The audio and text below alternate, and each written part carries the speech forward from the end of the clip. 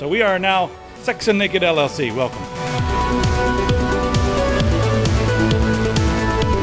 Hi everyone, I'm Fiesel Omeg, and you're here watching the new company, Sex and Naked LLC. We've changed our name yet again, thanks to Chase. Let me go ahead and play this for you. This call is for Sex and Naked LLC. Sex and Naked LLC. So Google Translate says this call is for Sex and Naked LLC. Play it one more time just so you can hear our new company name. Call is for Sex and Naked LLC. And you have to say it that way. Sex and Naked LLC. Yep, changing it. But this time it's actually really good. A really good name, yeah. We're doing this basically just to get hits, guys, and we're going to pander to the lowest common denominator. We're talking about the denominator below the line in your pants. YouTube flags every single one of our videos since their new thing. Even though we've been censoring ourselves, the YouTube censoring is here. Where are you guys going? No one's watching VidMe, or else I post everything there, but there's like 10 people watching stuff over there. I don't know. Let's get down to the business at hand. Also, in this episode, we're going to talk a lot about paid mods and just, in general, the business models of modern games. Maybe talk a little bit about how it used to be in the old days. And just talk about where we're going and the precedents that are going to be set. We did talk to Peter Hines, and we talked about the Creation Club, and I'm actually going to defend them a tiny bit, but not much. So stay tuned. After a few articles, we'll get into that stuff. All right, so in China now, internet users are going to be required to, prove their identity. No more anonymous users. Sorry, Anon. I just offended everyone on 4chan, but they don't even have 4chan in China, so it's okay, right? You guys can't post anymore. Here's the rules. You have to sign in and use a phone number that's linked to your phone, and then the phone is linked to your identity. So that's how they ensure that. But basically, this is just going to be so if someone goes online and is like, the government sucks, they can be like, ha, you said it, you bastard. Now you're going to get spanking in public. I don't know what they do. But they don't really like dissent, and they're very careful about the opinions that people have. So, I know this is over in China, but for the rest of the world, this kind of technology exists, and when a big major power like China that has the biggest GDP in the world starts doing this, some people like, the current administration here in the USA might look at this and be like, that's a good idea. I can't do it. That's a good idea. Who knows if they're going to look at that and be like, that's a good idea. I hope they don't get any ideas. Yep, we got to stop whole phone, so it's going to be important. Good enough. Yeah. We need I can't do a Trump impersonation. How does he even... I can't even pretend to be that dumb. So last week we talked about taking all the meat production and moving it indoors and just growing the meat that we eat. That's right, just using the cells to grow the meat we eat. Well, now we're talking about indoor farms and how efficient they are. So there's a startup called Plenty backed by SoftBank, and they have their first facility in San Francisco that's going to be going live later on this year, and they're promising, quote unquote, Whole Foods quality at Walmart prices. All right, so anyway, I'm just going to scroll all the way down here to the portion where they talk about the efficiency, that's all I really cared about is how efficient is it. They say it's going to be better. They say it's, as far as like the way they do the water, everything's on a pole. The water and everything comes down the pole. They're using gravity to help them out there. Water and nutrients coming on the pole. They're only using 1% of the water. So the same amount of space is going to be able to yield 350% more, and it's going to be 130 times more efficient as just a regular farm or whatever. So, they said that these sorts of things haven't really taken off just yet, but this is going to be the first in America.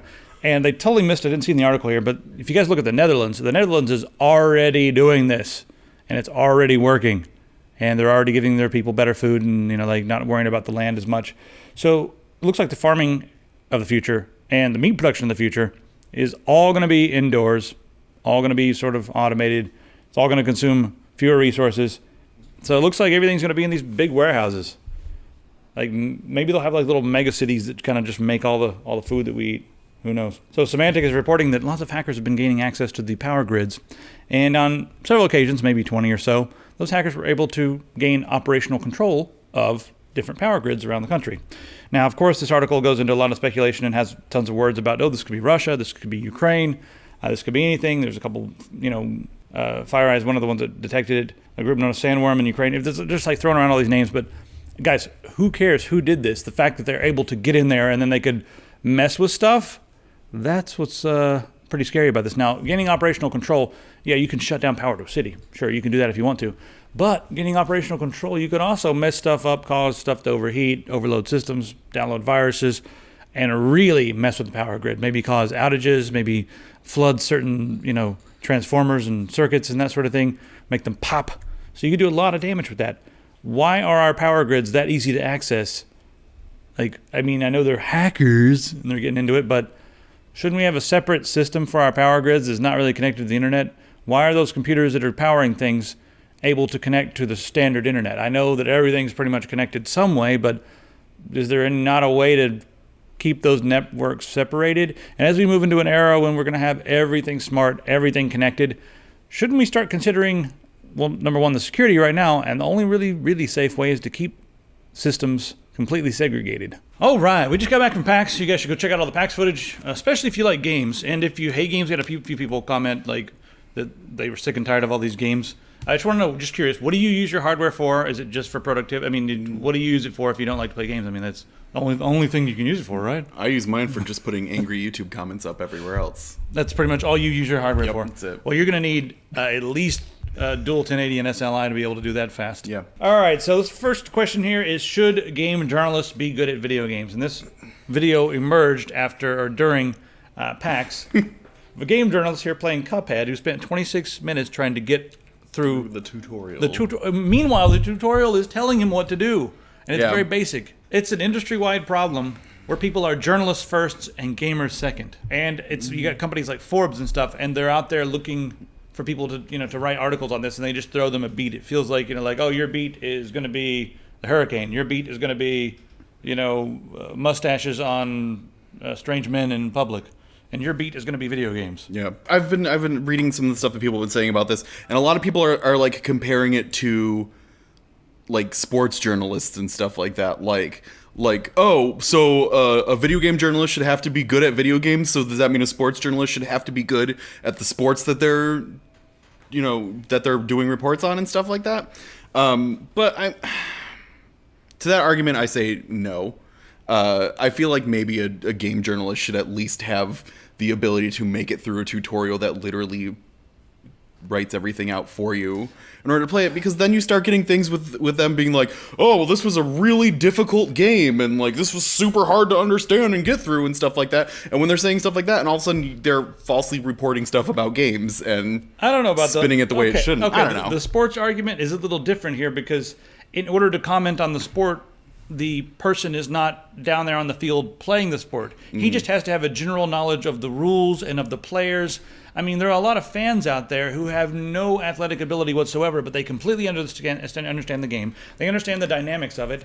They're right there, with the players as far as they're in the game. Whereas with a video game, you are playing it and giving your opinion of how it works. You're testing for bugs and saying like, oh, this game was crappy. So I think no, you do need to be able to play video games, and you do need to be good. You need to be good enough to at least get if you're doing a review, I've always felt like you should try to get as far as you can, and if not complete the game, get pretty damn close to completing the game so that you can give a very full picture. That's why we don't do full reviews here. We just do commentary and saying oh, here's the style of game and here's what you should play. We don't have time to do the full reviews. Yeah. It's not like it's hard to find someone that's good at playing a video game. You know what I mean? At least enough to be able to play through it and then talk about it. I know there are professional gamers and experts and stuff like that, but even Forbes and things like that should be able to find someone in their vast ranks of people with all their money and stuff like that can actually sit down and go, oh, I push the A, then the Y button? All right, I can do that. Right. I guess it's the expectation of you should just be good at your job, I guess. Maybe journalism degree is not what is needed here. Maybe expertise in video games should be number one, and then a journalism degree should be somewhere lower on the list. I think an English degree would be more important. Yeah. Because as long as you have an understanding of whatever language you're writing in, and you have a grammatical ability, how do you like that for destroying the language? Anyway, that's enough. I don't know what you guys think, but I think that. But then you put footage out like this that then turns you into a laughable source that no one's going to trust anymore. All right, anyway, go back to the strange man with mustaches beat. All right. Hey, I know that guy. Let's talk about paid mods. So we talked to Peter Hines, and we've got a bunch of these different games to talk about. We've got, Rockstar getting greedy with GTA. There's a list on our, people, most notorious pay-to-win games here on Reddit. This one. Destiny 2. Got all this stuff going on. We got Shadow of War. So the current model for AAA games seems to be, here's our premium priced game that has half as much content as it used to have, and all the little accessories and extra colors and features are all going to be locked behind this paywall because they're not completely essential. And on top of that, a lot of other games, like, even some Destiny, and then also Shadow of War, where you can buy items and buy XP. So they're letting you advance the game more quickly if you're lazy and don't want to actually experience the game. But they're allowing you to, I feel like a lot of them are artificially creating these grinds so that you're like, oh, another grind, I better buy my way through this. Instead of creating an actual fun game, they create a grind. Bypass the grind, pay some money. Give us some money. Just recently, you'd buy a game for $49, $59, and that was it. You bought the game. We started back with shareware with like Doom, and that was an interesting model where hey, here's the first like chapter of the game, 4 or 5 levels. It's free, take it. And once you get there, it's like, all right, you've gotten this far, you've gotten a flavor of the game. Click here to pay the rest, and you can pay like $20, and you got the whole game. So that was shareware model, and that was huge back in the DOS gaming days. And that was it. You paid the one time and you're done. And of course you got the MMO model, but that's a different story altogether. I'm going to defend Bethesda based upon what Pete Hines is saying here, because I don't think Bethesda sat down and have figured out how to, categorize this. They keep saying, this is not paid mods. It's not paid mods, guys. And all the comments are like, screw you guys, it's paid mods. Well, when Pete Hines and Bethesda say it's not paid mods, what they mean is like, we're not taking mods that were free like they did the first time and then pulling them off the Nexus or pulling them off, Lover's Lab or whatever the hell. I don't think they used Lover's Lab, but pulling them off whatever website and then putting them over on their platform and making people pay for them. They're not doing that anymore. Now they're going to the modders and being like, hey, you want to create something specifically for us and then we'll pay you? And then they're like trying to be saints because they're like, we're paying these guys. Look how much we're giving these guys. I mean, we're taking some money, yes, of course. Because it's our game. I mean, it's their right to take some money, but they're paying those guys, and they're creating new mods. So they're like, since we're working together with them and all that stuff, they're really mini DLCs, and they're compatible with all platforms. So I'm defending them just in the semantics, but not the actual idea. Yeah. Like, they're not paid mods in the sense that they're not the same thing they're used to doing. Now they're custom mods, not old mods made paid. They're custom new mods that are paid. So they should say maybe paid original mods instead of, I don't know. They're still paid mods, but they're paid, now they're original content. I don't like the whole fact that it's like, okay, you got this mod, it's an awesome mod, whatever. We're going to give you $100 for this mod. Here's $100. Congratulations. Right. Now we're going to put it up on our content workshop thing, and we're going to charge $5 for this mod. So 21 people download this thing and pay $5 a piece for it, and all of a sudden now that person their product is now worth less to them because now they're making more than they originally paid for it. Right. Well, I mean, I think which kind of seems unfair to the mod person instead of like.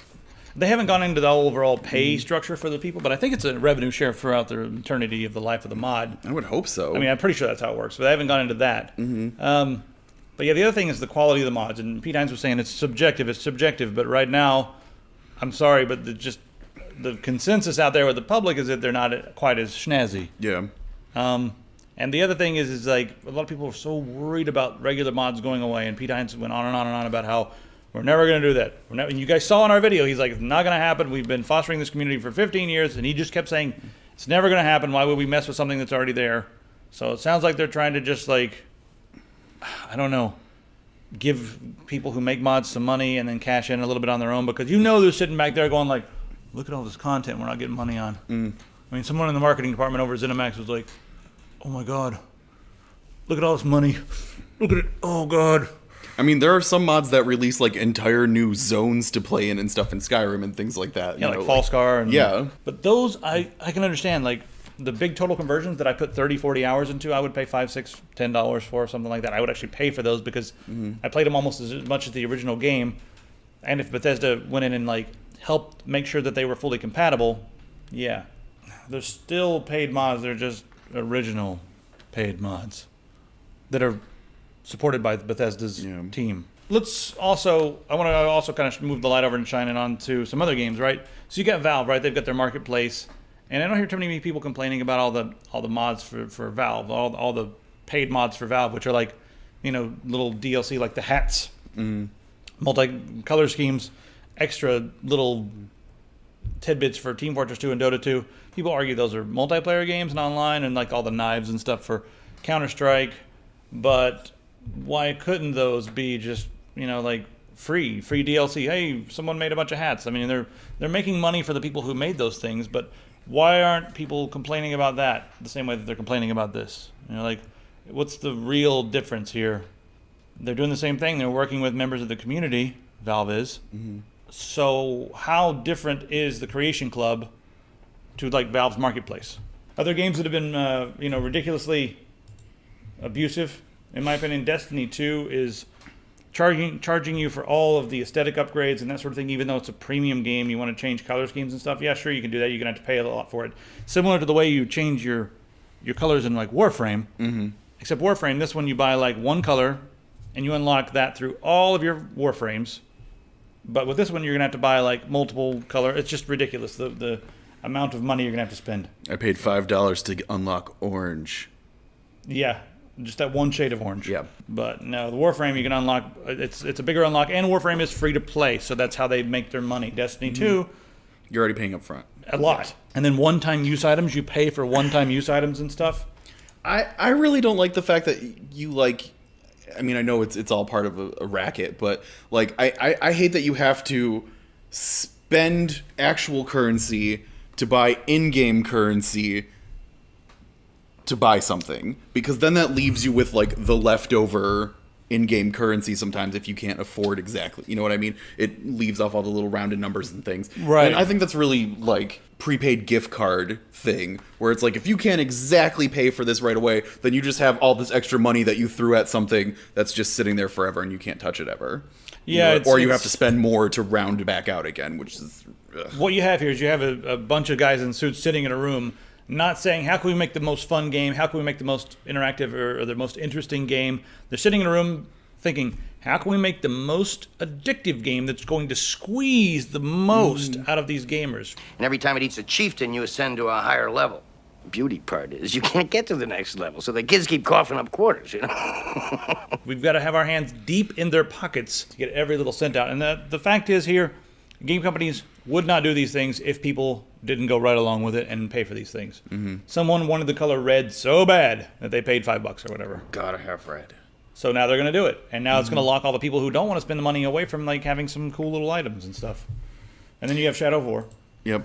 And I was a jackass and like so excited because I really, really, really enjoyed Shadow of Mordor. I was really excited about playing the game. And after we left there, I was like, we just got to PAX and I was like dizzy. And I was like, I didn't really talk to him much about the mod system, or not the mod system, the DLC system, and the loot chests and all that stuff. Loot chest, war chest. You can buy XP bonuses and the bundles. Yeah. I mean, it's just another way to squeeze people for their money.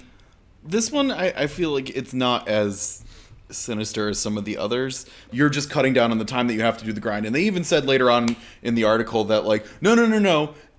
Everything that's available through buying is totally available through doing the grind too. It's just for people that want to pay more money to not have to grind the thing. There's a lot of games like that. But I'm worried that games are going to start to, a lot of them already have, start to create more of an artificial grind and putting more things behind walls, and it just becomes a grind fest to unlock things, and then you get so frustrated, you're like, God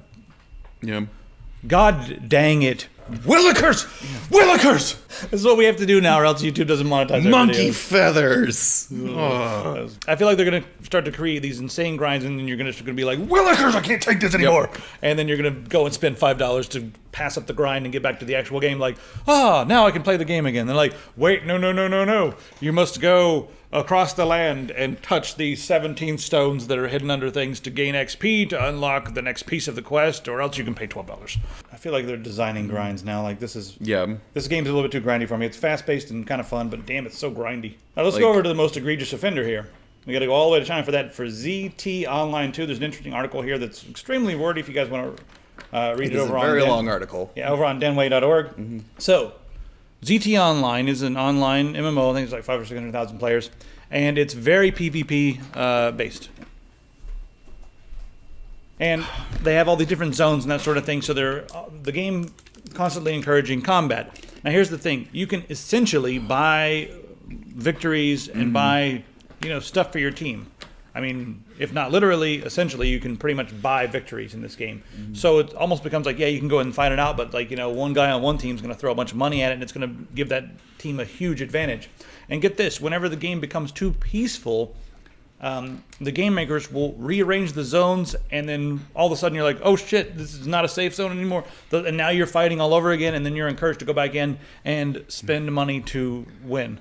Not only that, but they were saying like there are members on here that are like in the top 50 and stuff like that, and they were addressing them as a royal family, like the like highest end lineage people that are like levels beyond everybody else and have spent so much time, effort, and more importantly money to get to that point that they are now held in higher regard in the game than the plebs that want to join and just want to play a game. Is that where we're heading? Are we heading toward class-based gaming, where you show up in a game and you're playing, a really cool MMO, and you're flying around this universe, and the rich people have all the cool stuff. They've got the cool castles. They've got the cool, freaking steeds. They got the better swords, and they live up here on this like beautiful area. And then you guys are down here in fucking Flea Bottom or whatever. Yeah, in the 99% land. Yeah. Boy, it sure looks like they're having fun. Yeah. And their sword does more damage, so we can't fight them anymore. We just have to run when they show up. Is that what it's going to become? I mean, people won't want to play that game unless you really want to role play a serf. I don't like the way that things are going in the AAA world as far as just the money grab is it's getting out of hand, guys. The money grab is getting really out of hand. And I'm going to look toward indie developers to come in and break this up a little bit. But I'm also seeing some indie developers, well, especially on mobile. There's like fucking... Oh, God. Mobile's like, yeah. Yeah, this is a free game. Pay to unlock title screen. But I thought the game was free. Yeah, you downloaded it for free, but now you got to pay to unlock the title screen. They're getting that bad. But indie game developers, please stay away from this nonsense. Just make your game. Transactions after the initial purchase are influencing your game design, then you're not making games for the right reason. And you should go work at freaking Best Buy or something. We're going to be Doug-less this week. But speaking of Doug, these shirts are still available. Yeah, they are. Remember how much we hate Plantia over at Jay's 2 Cents? You guys thought that was dead? No. No, Planty still sucks. Yeah, we still hate him. You should too. My favorite version of our logo. So, yeah, you guys can go grab some stuff over at the store. Stuff is shipping from China. New hardware. Maybe some new mice. And other things. New mice and other secret things. Shipping from China on the 11th. So that'll mean it'll be here in a few weeks. So just, keep checking epicpants.com. New mice, and we did update the standard issue mouse quite a bit. It's going to be awesome. What is it?